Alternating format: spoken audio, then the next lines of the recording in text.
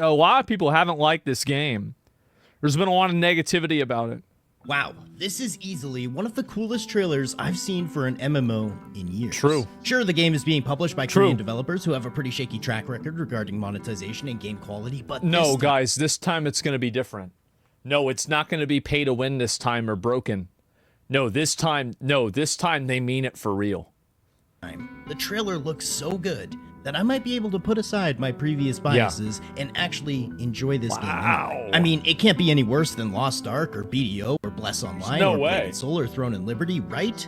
Right? Well, folks, if you wanted a game that utilizes New World's user interface and weapon system, but in a less functioning and poor manner while not being able to enter obviously open spaces with your ridiculous-looking Unreal Engine 5 slop character creation, this is the game for you. Or maybe you wanted to struggle to find where your quest marker was actually telling you to go, along with a bunch of other players who were also clearly confused, only to come to the realization that you can participate in non-consensual open-world PvP by throwing explosives at each other. Oh yeah! Then once again, that's what somebody did to me. Or maybe you just wanted slow, janky, and awful feeling movement with laggy animations in a world where the lighting needs to come with a seizure warning, and promises such as seamless open world made you literally Google the definition of seamless. Oh god. Yeah, Chrono Odyssey. I suffered through this game's beta testing, so you don't have to. If you appreciate my sacrifice to the MMO gods, I would appreciate a like on the video. Yeah. And you can even comment telling me how much of a complete idiot I was for letting myself feel even the slightest bit of hype towards this complete dumpster fire. Now, let's get into it. So, upon entering the game, you're met with a bunch of cutscenes that we've already seen from previous trailers that were released for the game. In fact, a ton, even most of the cutscenes that I interacted with, were actually scenes that they had shared in the game's trailers that have been released upwards of 2 years ago. Yeah, the server select screen looks pretty cool, and I have to give them some props. The game's aesthetic is really where the game was great until I had to play it. Like, before I played the game, I thought it was great. Odyssey shines. The actual art direction is super compelling, and it's really interesting. But now, into character creation. You're first asked to choose between 6 different classes. Oh wait, 3 different classes, because the other 3 are still locked. That's fine. I'm not making this video to bash on a game that's still in beta testing. Having certain features locked is totally okay, and I can understand that. Anyway, each class has the opportunity to use 3 different weapons, and 2 of those at the same time. Yes. I chose to be the swordsman, who can use a greatsword, a sword and shield, and dual blades. And now we get into actual character customization. And I was kind of confused when I first saw this, because prior I had seen a ton of creators actually praising the character creation as if it's the best part of the game. And while it functions, certainly... I thought it was good. I did. I actually thought the character creator was good. It also just feels like every other Unreal Engine 5 character creator that we've seen this year. You have a ton and they're all pretty good. Of presets on the side with a black nondescript background, and you can hyper zoom in and highly focus on your character's face. This is just an exact copy of every other UE5 game's character creator that was released in 2025, with a bit of the typical Korean character creator aesthetic thrown in. Of course. Within minutes after adjusting sliders, I had created one of those Bored Ape NFTs. Oh, God. You can find my Bitcoin wallet in the description if you would like to purchase my non-fungible property. But really, after messing with my character's proportions to the point that he had tumors coming out of every part of his abdomen, which made armor look exceptionally ridiculous, I decided to take this game a bit more seriously. Great. After all, I've been hyped for literally years. He used the hairstyle. He used the same hairstyle I did. At this point. So I chose one of the default options and finally entered the game. You're met with a cutscene showing a conversation between Kaya and Baldur. The graphics in the cutscenes are really nicely done, but as soon as it transitions to the actual game, the curtain is peeled back, as you're shown an extremely grainy world with running and attack animations that are reminiscent of every Eastern-made slop MMO designed to steal your money. Now, everyone I actually think that it's worse than New World, but better than Throne and Liberty. I think this is basically a worse version of New World made by Koreans. Saying that this game is basically New World, but worse. Yeah. And I can understand why. I mean, look at the user interface. They basically copied New World with this sort of minimalistic style, and I mean, even the color theme of your quest objectives, the compass at the top, and the action bar are all pretty similar to New World. Right. However, I think New World is so far ahead of Chrono Odyssey in terms of quality that it's quite literally comparing apples to oranges. Even the New World beta, the first beta they did, was better than the beta for Chrono Odyssey. Like, it played well. I mean, there were some fucky things about it, but overall, it played quite well. A few months ago, I played another Korean game on my channel called Bless Unleashed, where I went through a very similar character creation process, and the overall feel of Bless Unleashed, from animations to combat, was much more similar, in my opinion. Just as a heads up, looks like dog shit. It just looks like dog shit. Like, how does anybody play this? Unleashed these days boasts a whopping 438 daily player peak on Steam charts, and I wouldn't be surprised in the slightest if Chrono Odyssey follows a very similar fate. I think it might have 500. Changes are made. Anyway, in the tutorial, you're basically this high-level version of your character. You have access to all your abilities and a mount, which feels okay, kind of cool, I guess. Yeah. It's not great, but it has no weight to it, but it is functional. And you continue to run from cutscene to cutscene, taking out these flares. At this point, I decided to take a look at some of my available menus. You have an inventory, a character sheet, a skills tab where you can level up and learn new abilities for each weapon type that your character could use. You have a page showing your chronotector, which is one of the only unique parts about this game, where you have 5 different powers that I guess you can level up and use, all having to do something with bending time. What a surprise. And furthermore, more interface and menus that are all basically uninspired and copied from other games of the same type. Yeah, which I'm fine. If your menus are boring, I mean, not every menu is going to be Expedition 33 or Metaphor ReFantasio. Like, that's fine. You don't have to do that. Just make it to where it works. Anyway, this tutorial culminates in a boss fight with the guy we saw over and over in tons of the cutscenes and trailers. They've tried to make it a sort of Souls-like combat where if you get hit without dodging or blocking, it's pretty drastic. And the boss has a seemingly impossibly large pool of health. Luckily, in this fight, you have an NPC helping you, which takes up most of the boss's attention. However, I still managed to die. But it doesn't matter because afterwards you're getting teleported to the main game anyway. This chick shows up with her pocket watch and resets time, and would you believe it? You went back to the past. Which is crazy, because like so much of this looks really good. 1. Who could have guessed that in a game about bending time, they would use one of the most stereotypical back-to-the-future-ass narrative directions in order to familiarize yourself with the game by giving you a high-level version of the character you're about to play.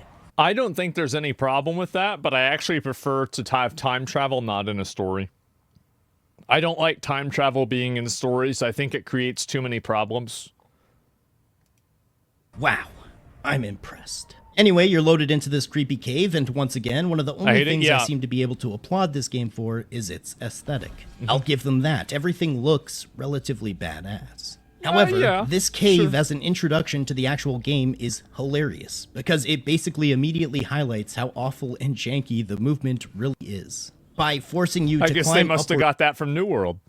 Over a bunch of awkward rocky outcrops as you make your way outside. I didn't even really care. Your character's feet seemingly... Like, I mean, this kind of stuff I don't really care that much about, but like it's really the combat that matters. And like the animation delay and the fact that like sometimes you'll be dodging something and you'll still get hit by it. That's just, again, it's just bad design. And New World fixed that by just giving players a lot of iframes.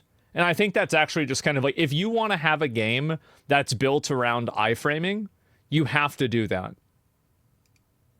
Never make contact with anything he's touching, especially when it involves moving upwards or facing any sort of verticality. You did like the double jump? Animations don't line up with what your character should be doing and how he's moving. Yeah. And honestly, it feels like a mobile game at times regarding the movement. Outside of the cave is a small crate. You press E to interact, and you're given some health potions that you can equip to a quick-use slot. I continued forward fighting some of these leftover flares, and I talked to the first guy who told me to keep continuing forward. Yeah. And I even found Jimmy Kimmel. I did not know he was a fan of Korean MMOs. Now, I tried talking, which puts a message into the world chat, but there's no indication or speech above your character's head, so it's hard to tell when people are actually talking to each other. It's but pretty I continued normal. forward, and you can use left control to sprint, which is kind of awkward on the hand. Okay. I continued forward, kind of lagging into every new area, as the game claims to be a seamless open world. Also, by the way, any game that makes you consume stamina to run quickly out of combat is bad. I thought we moved past that with Elden Ring. There's no reason that you need to consume stamina to run when you're not in combat. It just sucks. That's it. It just sucks. Now, the only exception is like if you're playing a survival game that like different weight limits have different functions, sure.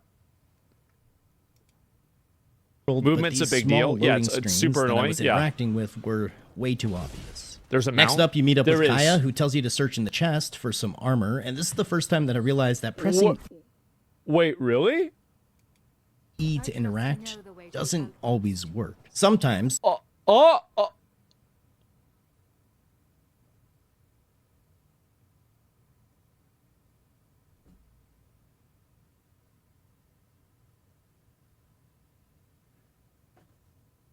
Oh.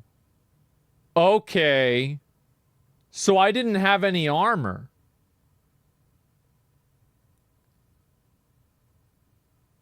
Why is that optional? Shouldn't that be kind of like the main thing? You didn't read? Why would I fucking read? It's fucking annoying. That's not my fault. If I don't want to read, it shouldn't have been fucking annoying. no, most times No wonder I had to kept press dying. E upwards of 4 times for my character to... No, the thing is that, so this is a problem the game has, is that it has E and it has pressing E. And so sometimes you have to hold E and sometimes you have to just press it once. And there's no real indication of which one is which.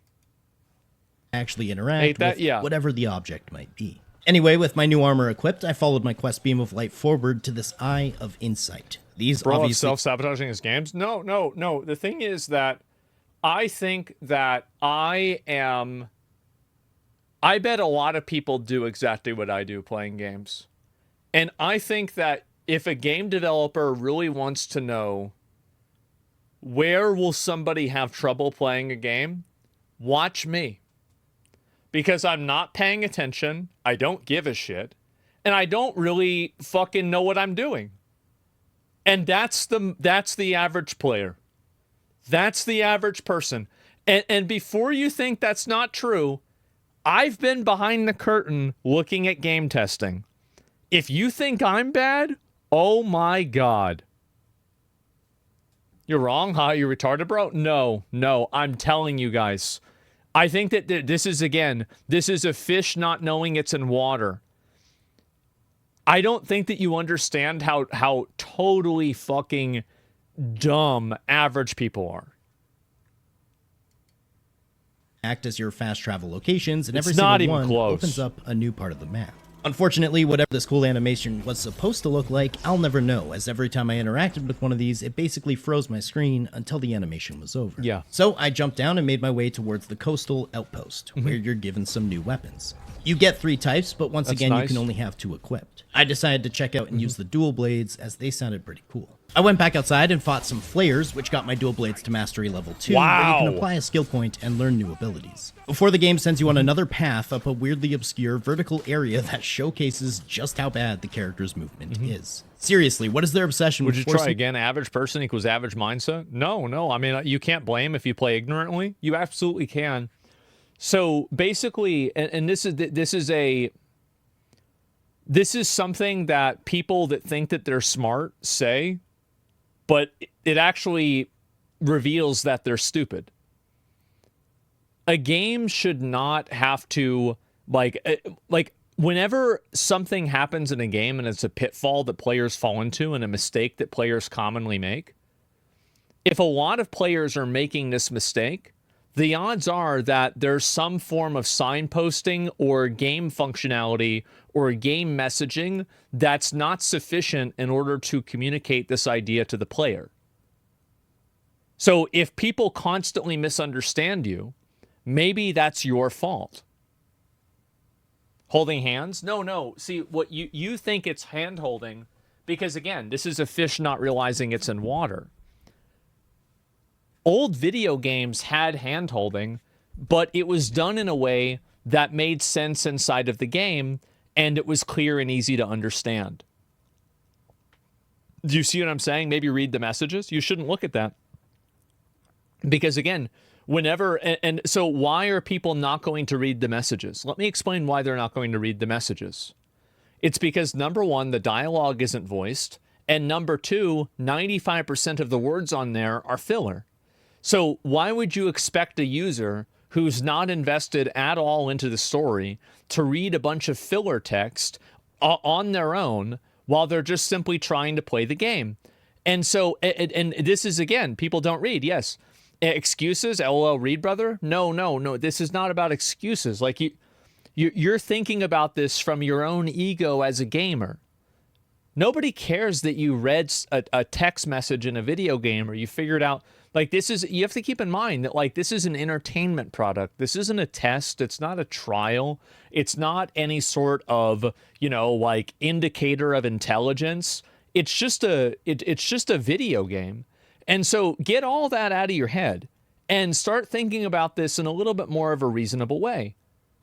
If a lot of people are getting confused by these types of things, then there's probably something wrong with the thing.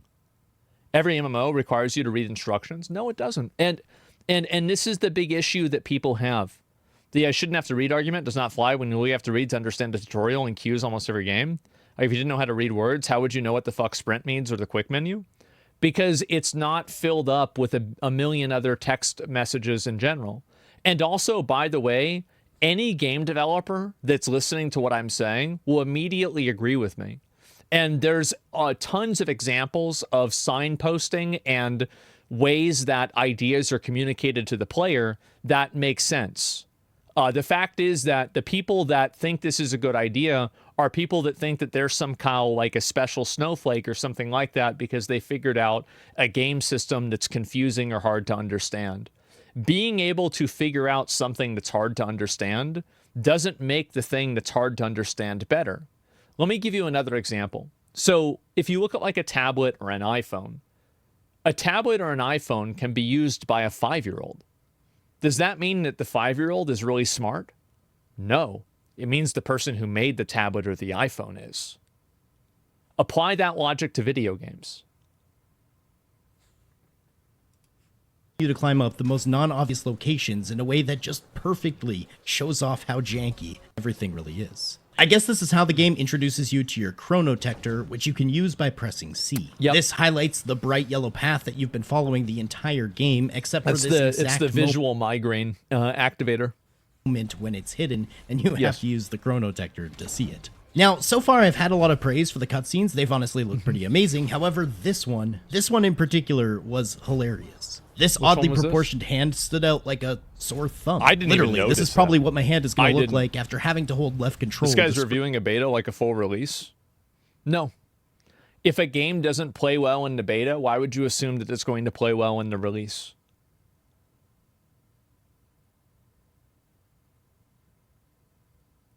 He's nitpicking?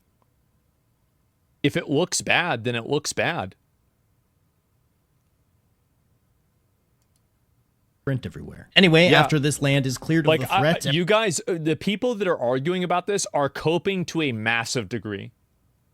I think that this is a generational level of coping.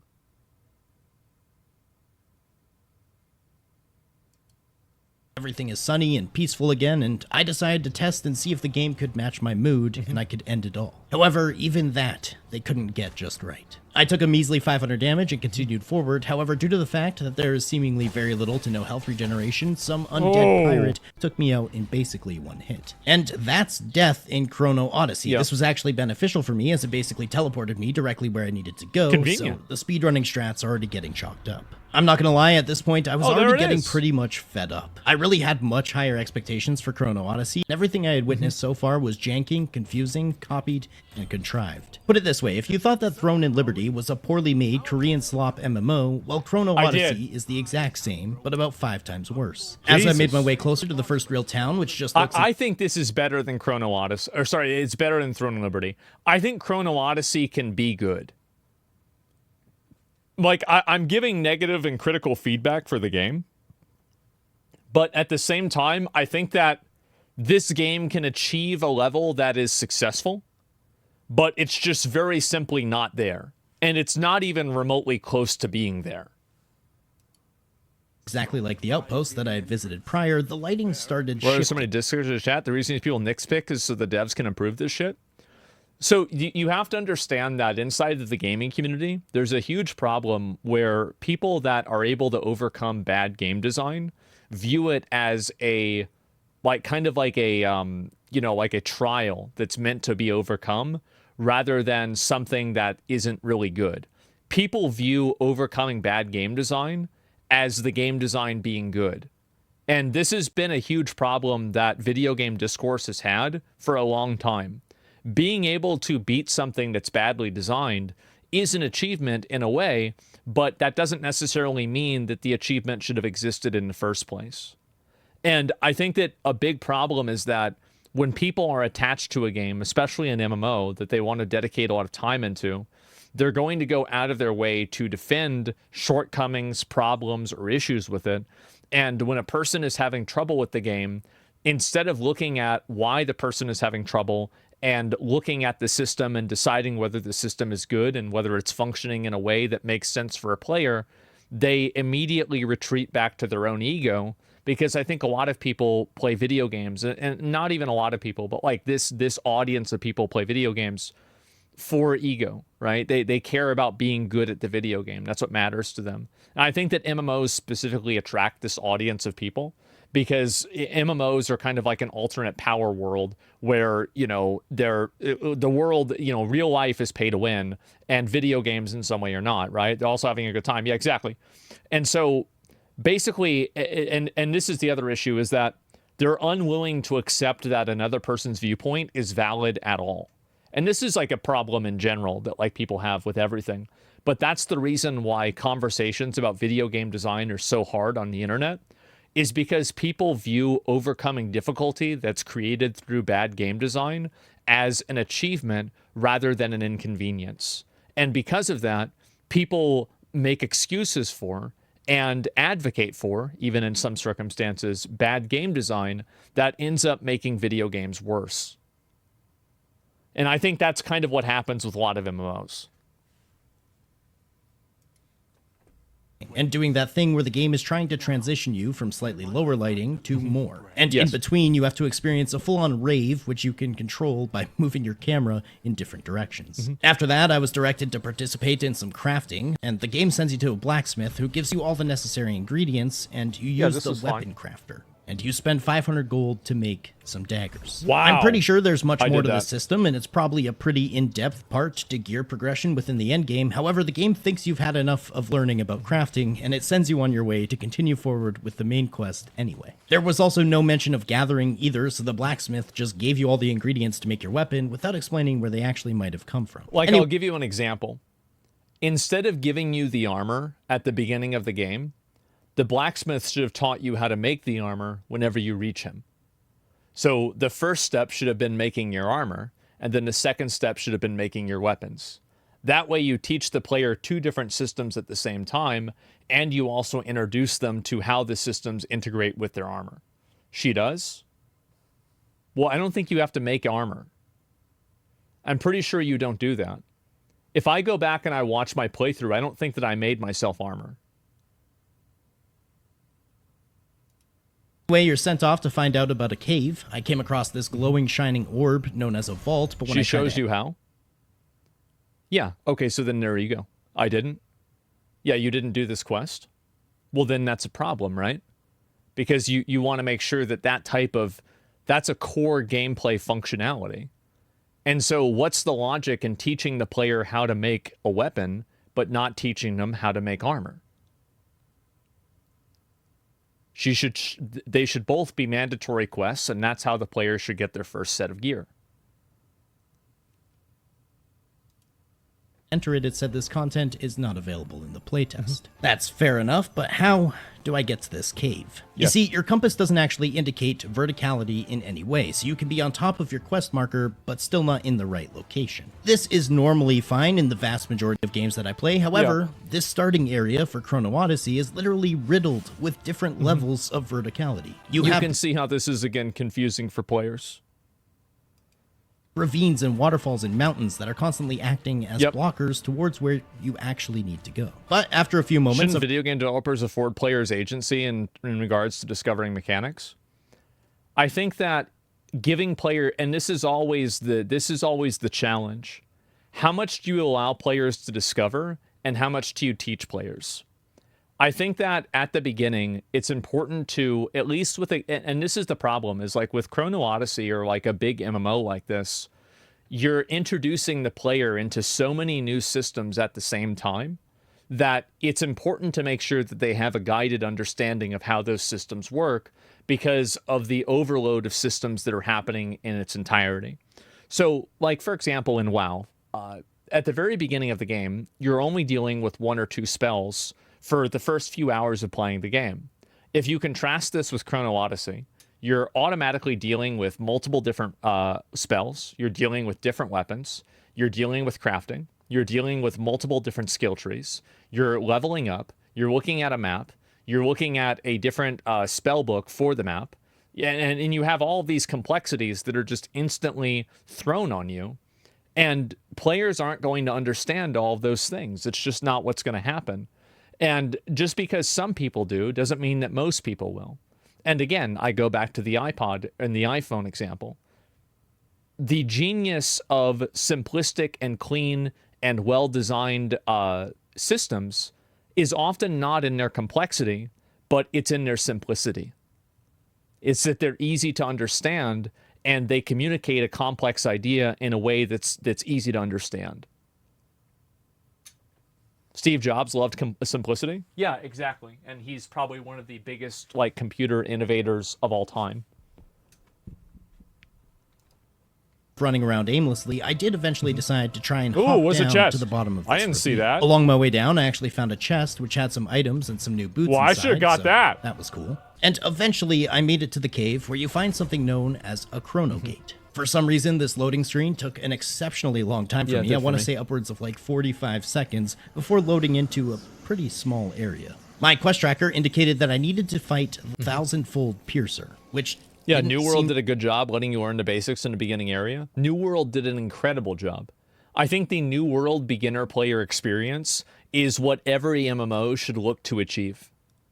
I think it was a phenomenal job at explaining all of the systems to the player in a way that is measured, there's no overload, and at the same time, it does so in a way that it teaches the player the systems through interacting with the systems. To be spawning in. But then I realized that this wall is actually a giant door. And this is also another thing too. Like, why is it that you're teleporting in here and there's no indicator that you should go to this door? The player at this point starting to play the game hasn't created enough video game logic inside of this universe to understand that this is a door and they need to walk up to it. I bet a lot of people got confused by this and they didn't know what to do. And here's a good question. How many people do you think probably click this instead of clicking the door? Probably a lot of them. And again, going back to the iPad example, just because somebody gets confused by something does not mean that they're stupid. Sometimes it means that the person that's making it is stupid. I almost did? Yeah, exactly. I was confused, 100%. Absolutely. And so, like, again, making and designing a game in a way that is understandable is so important. It is mandatory. And also, like, here's another thing. The health of this boss is not really indicated in a way that makes sense. Like, for example, this is what I think the game works as. I don't know that this is true. I'm just guessing. But it seems like there's 3 different colors of enemy text. There is like a yellow text, which means that it's around your level, a purple text, which means that it's a little bit above your level, and a red text, which means that it's way above your level. I think that's probably true. Is that true?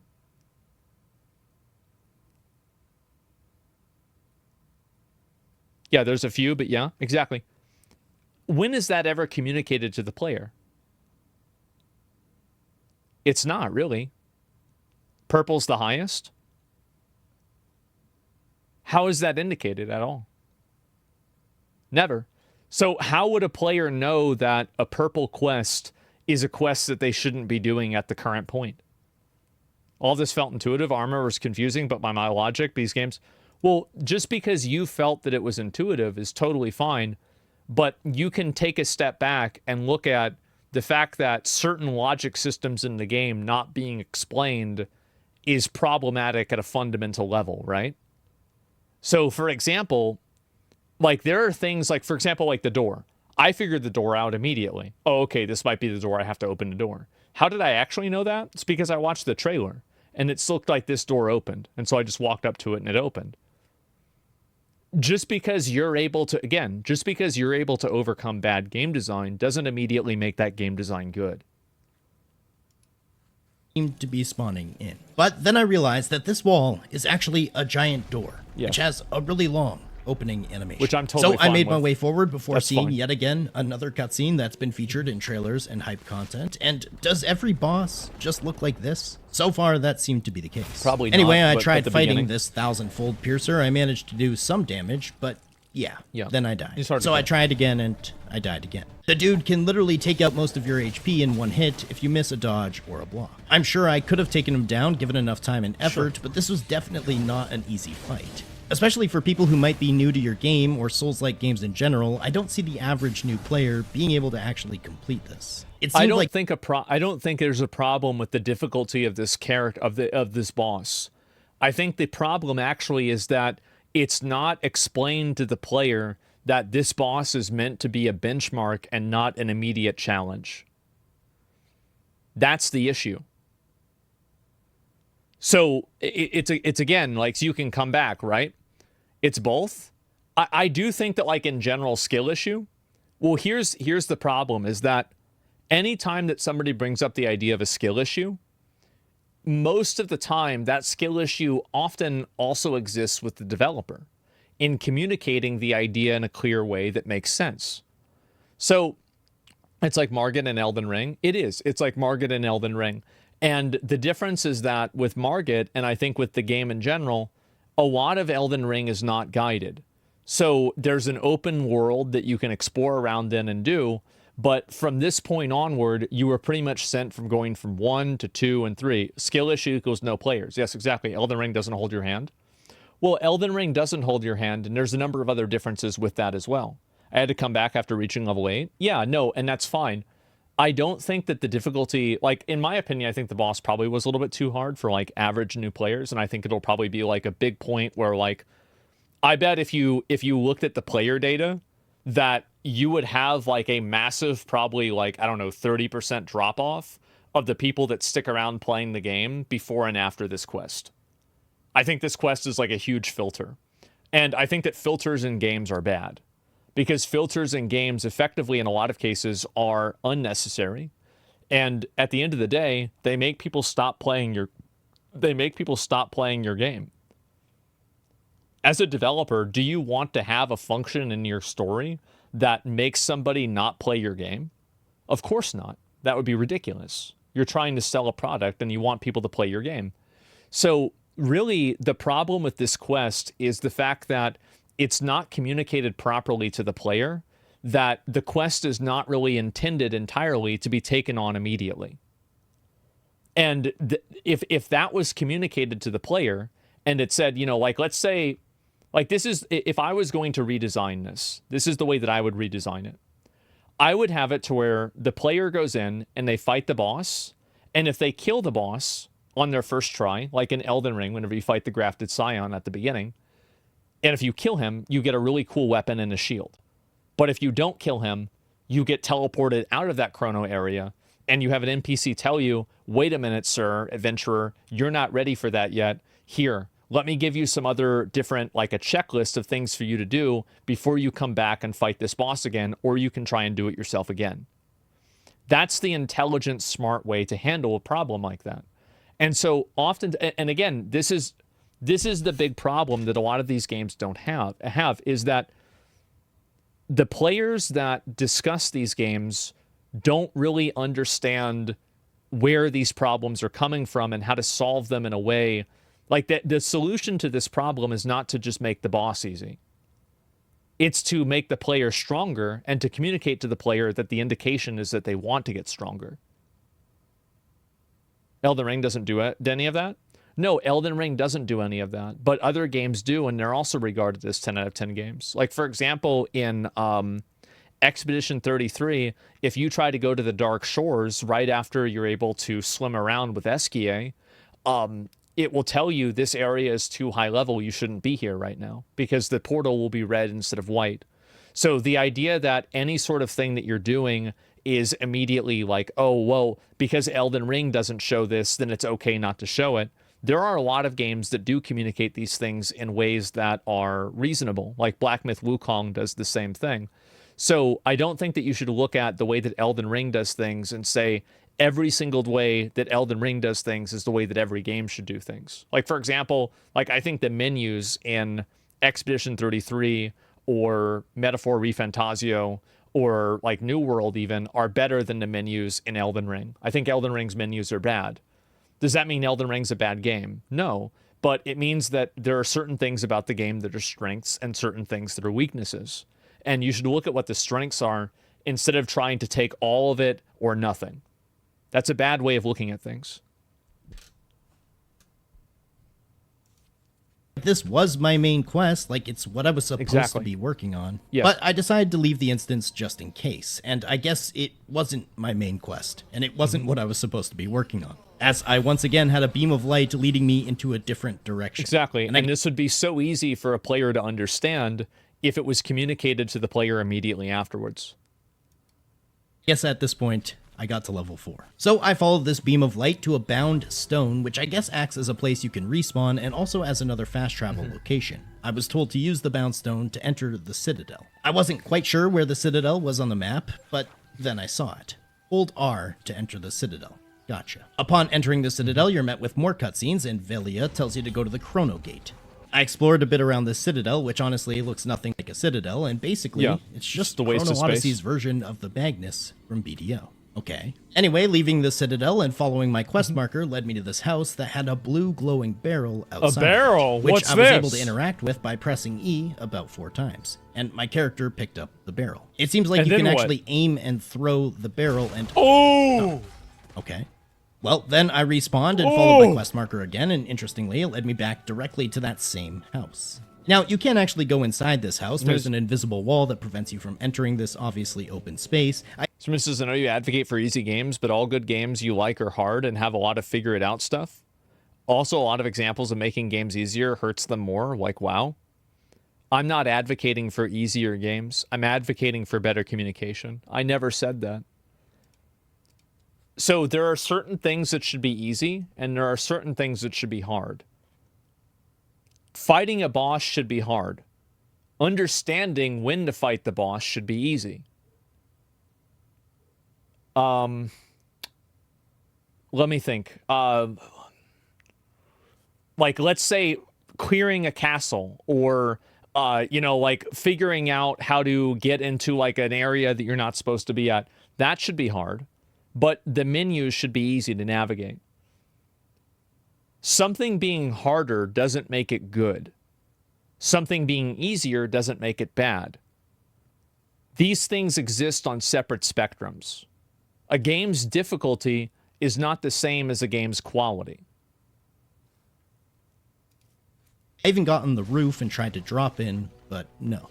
And there seemed to be tons of other players around who had the same quest marker as me and were similarly confused. Anyway, I picked up the barrel again and I threw it, and did that just kill me and another player? Sure did. Did I just participate in Somebody did that to non-consensual me. open world PvP in a game that doesn't feature open world PvP, at least not in this area? Wait, we need to go back and see if that's what happened, or if it was just a visual bug. Surely...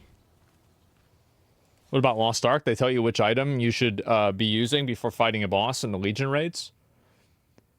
Yeah, I mean, that's what Lost Ark does. And Lost Ark also has a deluge of systems. I think a big problem that a lot of MMOs have is that they have too many overt systems. And the overt systems are so confusing to an average player that it's overwhelming. Like there's menus I just killed on another top of player with this menus, barrel on again. top of That's systems, on top of amazing. menus. Oh boy. Next, I helped some naked man down off the waterfall in Chrono Odyssey's rendition of the waterfall quest from old school RuneScape before he creepily walked away from me and hid in a bush. And that's when I actually realized that my quest marker wasn't telling me to go to that house in the woods, it was directing me back to the Chrono Gate where I had fought that difficult boss. Yeah. Because the Chrono Gate was so deep into the mountain from the side of the ravine, it appeared on the minimap as if it was above the mountain. And that's why I got confused. So I went back to the Piercer guy just to have my ass absolutely handed to me again, and that's when I decided enough was enough. I am so mad at myself for getting hyped up about this game. And these aren't just beta testing problems. This game obviously needs a ton of work, but I can already tell I think that we've played enough games to know that if the beta for a game is bad, the game is probably also going to be bad. I don't think that you should look at, like, especially in terms of like base game functionality, that's really worrying. Yeah, that is extremely worrying. He got filtered. Yeah, well, what do you think happens to a game when something like that filters 90% of the player base or 50% of the player base? Well, then the game dies. And that's the end of the game. For my short time playing, that it's just another sloppy Korean-made MMO that, despite not being a cash grab just yet, probably will be within a few years. Don't play this game. Save yourself the time and the money. Damn. There's already a fully released version of Chrono Odyssey that's been out for years. It's called Bless Online. Anyway, if you made it to the end of the video, don't play that one I either. appreciate you. A like, a comment, a sub, those things help a bunch. And if you really enjoyed the video, consider becoming a channel member. But I'll catch you all in the next one. Later. Yeah, I think that was actually a pretty good video. I like that. And the beta is an old version of the game, not where they're at right now. It doesn't matter yet, but yeah. I know I had somebody else tell me that you know, but it was NDA. And so, like, you know, like, I didn't say that myself. But that's true. This is the Waydot video. I'll link you guys the video and give it a like. And anybody, 33K players, it seems like the filter didn't work so bad. Well, if I pull up and I look at how many people are playing the game, let's take a look and see how people are doing. So the game having a decrease in players from Friday to Saturday is a colossal failure. This is a huge failure. That's really, really, really bad.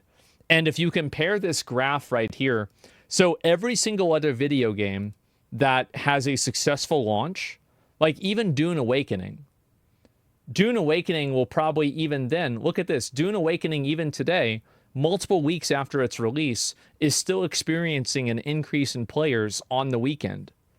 So if Chrono Odyssey has like almost 20,000 players that are choosing not to come back and play the game literally the next day of the game, this is a huge failure. It's still a playtest. It doesn't matter. Didn't you rage quit Dune? I didn't rage quit, bro. I depression quit it. I did. I'll link you guys the video. Give it a like. I agree with everything that he's saying in this video, by the way. He's totally fucking right about this. He 100% is right. It's much worse because not even the new guys are picking it up because you're not judging the game in its final state. Yeah, you're right. Of course. Why would I want to play a game if even the beginning of it is bad? Like, every argument that you're going to use is just copium. Literally every single argument is just pure copium. Like, New World didn't have these problems at release, and even New World was bad. So, New World, like, the problems with New World didn't manifest until, like, way later on in the game. Like, way, way, way later on in the game. You get one chance for a first impression. Exactly, yeah. Most people don't care about the playtest. They look into the game, they go, okay, this might be cool when it comes out, and then they drop the playtest. Okay, so I'm just thinking of some examples that disprove your point. So we could look at Monster Hunter World, Monster Hunter Wilds. I think that game disproves that point. I think also the Stellar Blade demo disproves the point as well. Arc Raiders disproves the point as another example. And let me think, is there one more that I can disprove the point with besides that? Dune? I don't know if they had a playtest for Dune or not. PoE 2? Yeah, PoE 2. Yeah, PoE 2 grew in players also after the first playtest. And that was a beta as well. So again, like a beta being an excuse, once people have their hands on the game, if the game is dysfunctional the first time people play the game is bad. It's that simple. Deadlock? Yeah, Deadlock is another example. So, like, I can come up with a lot of examples. Like, Baldur's Gate 3 is another great example.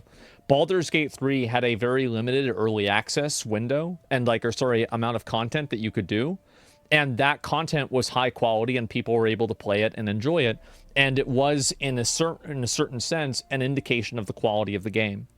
And Concord is another example of what like Chrono Odyssey's example, where Concord's playtest immediately went down. I think that you can constantly and you can very regularly track the success of the playtests of a game to its actual release performance. That's it. And so didn't drop it first day? Yeah, exactly. I hate how sluggish it is. So I can come up with like a million examples and like a million ways to disprove these arguments. But at the end of the day, I really think that what I'm saying is genuine. And I'm saying this out of a position of like I want this game to improve. And that's why I'm suggesting improvements for the game. I'm not just saying this game's like with Star Wars Outlaws. I didn't give any suggestions for the game because it was a piece of shit. I didn't even want to play it. I want to like Chrono Odyssey, but there's a lot of things with this game they need to improve in order to make it better. And if they don't improve these things to make the game better, the game will not be a success and it will fail as a commercial product. Whether you think that players deserve to be able to play the game or they deserve to be filtered or their skill issue if they can't understand it, at the end of the day, you're going to be playing a dead MMO that's going to get shut down or subsidized by pay to win. One or the other. And so your experience as a player will be diminished.